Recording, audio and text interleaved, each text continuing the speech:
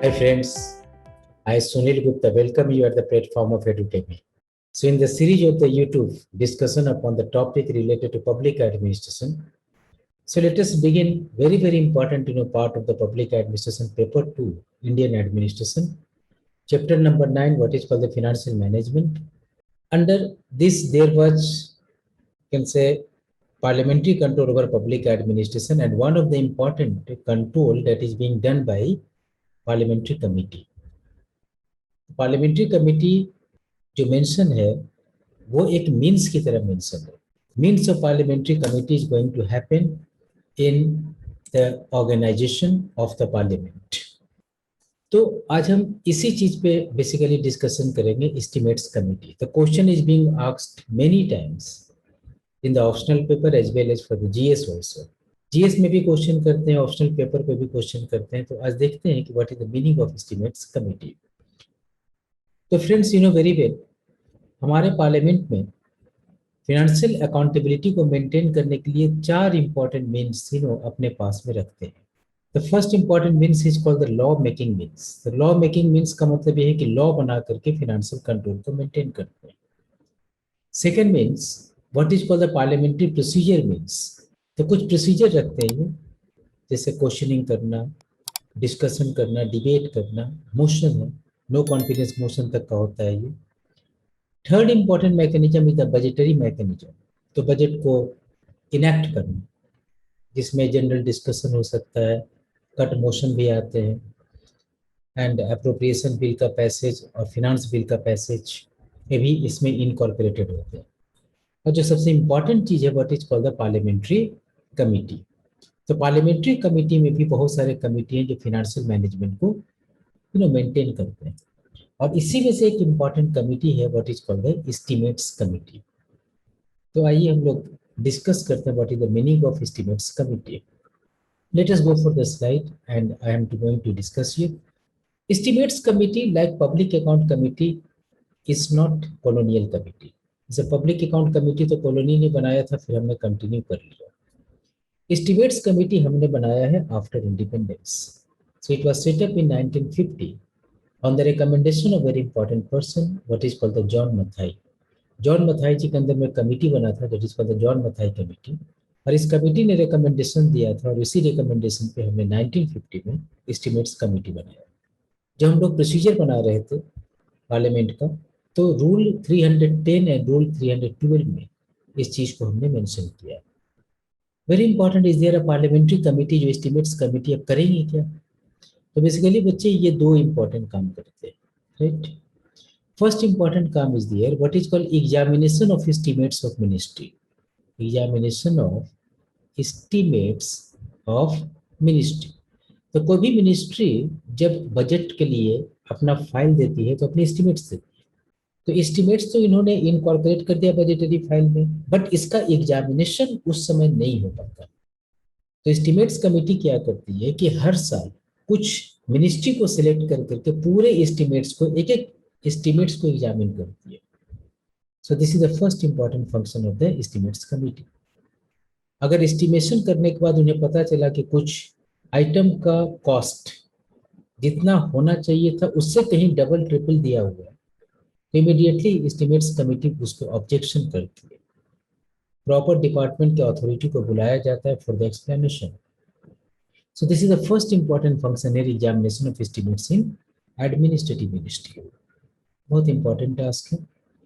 बहुत बार estimates committee ने ब्यूरोक्रेट्स कंसर्न को बुलाया. Bureaucrat concern has to make the explanation about what is going to happen with the estimates, what is the market value, why I have put this item under this estimates report. तो यहाँ पर एक तो पहला काम ये है. और दूसरा इंपॉर्टेंट काम सबसे जो है वो इसका ये है कि अल्टरनेट पॉलिसी को सजेस्ट करना, अल्टरनेट पॉलिसी का सजेशन करना. तो देखो ये जो एस्टिमेट्स पूरे मिनिस्ट्री का, आज 4 मिनिस्ट्री का एस्टिमेट्स को एनालाइज किया, फिर अगले साल फिर 4 मिनिस्ट्री को, ये कंटिन्यूअसली काम करता है, इसलिए इसको हम बोलते हैं continuous economic committee. Continuous economic committee का मतलब कंटिन्यूअसली एस्टिमेट्स का एग्जामिनेशन कंटिन्यू करते हैं, that is the fact. And second important, because ये अल्टरनेटिव पॉलिसी सजेस्ट करते हैं, सजेशन दे सकते हैं कि देखिए ये जो पॉलिसी है इसमें some modification is required, some reforms are required. आप 3 प्रोग्राम बना के चलो, it is better to have the 1 programme. तो इस तरह का अगर सजेशन देते हैं, this is called the you know some suggestion, alternate suggestion देना। इसीलिए इसको एक और नाम से हम लोग जानते हैं, inbuilt administrative reforms committee, right. और being the inbuilt administrative reforms committee, इन्होंने बहुत सारे recommendations दिया, और some of recommendations have become implemented in our government। इस स्लाइड्स में सबसे इंपॉर्टेंट चीज तुम्हें क्या मिला देखने को, ये 1950 एस्टेब्लिशमेंट का ईयर, जॉन मथाई कमेटी जिनके रिकमेंडेशन से हमने इनको क्रिएट किया, rule 310 and rule 312 of the house of procedure जिसमें मेंशन किया हुआ है ये।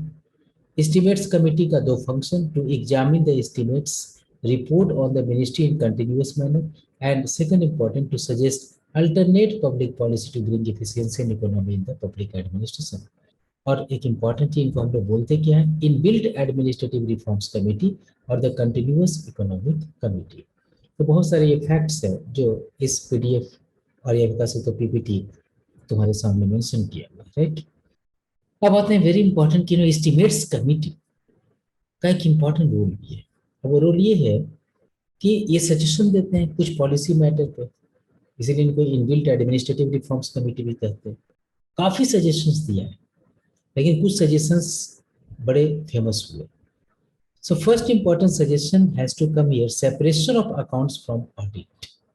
ये सजेशन दिया था इन्होंने 1959 में कि there should be separation of accounts from audit, और इस चीज को हमने किया 1976 में। इनका ये मानना था कि अकाउंटिंग फंक्शन और द ऑडिट फंक्शन दोनों अलग अलग चीज है। एक डिपार्टमेंट अकाउंटिंग एंड ऑडिट दोनों काम करता है, तो कहीं ना कहीं ये जस्टिस नहीं है। तो यहाँ पर कहीं ना कहीं सेकंड लुक की कॉम्प्रोमाइज है, कॉम्प्रोमाइज करते हैं सेकंड लुक ऑफ एडमिनिस्ट्रेशन का। तो इनका मानना था कि इनको सेपरेट कर दो, that would be better. Separate कर दिया हमने 1976 में, एंड इसके सीएजी के बदले एक पैरेलल ऑफिसर हमने क्रिएट किया, what is called the CGA, controller general of accounts. Second, performance budgeting system. Performance budgeting system का रिकमेंडेशन भी एस्टिमेट्स कमेटी ने पहली बार दिया था, लेकिन रिकमेंडेशंस को माना नहीं हमने। फिर उसके बाद सेम चीज फर्स्ट एडमिनिस्ट्रेटिव रिफॉर्म्स कमीशन ने इनको बोला कि जो एस्टिमेट्स कमेटी बोल रहे हैं that would be implemented immediately. तो फिर हमने 1964 में परफॉर्मेंस बजटिंग सिस्टम को इंट्रोड्यूस किया था इन द 4 मिनिस्ट्री, 4 मिनिस्ट्री में हमने इंट्रोड्यूस किया था। और restructuring of the financial classification in the budget, ये भी एक इंपॉर्टेंट रिफॉर्म्स जो एस्टिमेट्स कमेटी ने रिकमेंडेशन में दिया था। तो right from beginning many recommendations are being made by estimates committee from time to time, right. अभी अगर हम बात करें कि एस्टिमेट्स कमेटी रिलेवेंट है कि नहीं, बेटा बहुत रिलेवेंट है। अभी भी एस्टिमेट्स पे ये एग्जामिनेशन कर रहा है, और एग्जामिनेशन करते समय एक इम्पॉर्टेंट चीज इस बैंड स्पेक्ट्रम स्कैन जो इसरो और अंतरिक्ष देवास डील से रिलेटेड है, इस चीज को ये डिस्कशन में रखा हुआ, अभी भी ये इन्वेस्टिगेट कर रहे हैं। तो such kind of agency is very very important part of our system. Financial accountability के लिए एस्टिमेट्स कमेटी का एम्पावर्ड होना, ये सब लोग कहते हैं, सबका रिकमेंडेशन है। National commission on review of working of constitution, इसने भी कहा कि इन एस्टिमेट्स कमेटी को एम्पावर करना चाहिए ताकि हम पूरी तरह से अकाउंटेबिलिटी को माइक्रोस्कोपिक लेवल पे कवर कर सकें, राइट। लेकिन नो डाउट एस्टिमेट्स कमेटी में भी अपने चैलेंजेस हैं। अब क्या क्या चैलेंजेस इसमें है और क्या रिफॉर्म होना चाहिए, we will have to discuss. ये कंटिन्यू रहेगा डिस्कशन का पार्ट। तो आज बच्चे यहीं तक हम लोग डिस्कस करते हैं। Rest of discussion I will continue in the next video. So thank you very much for watching this video.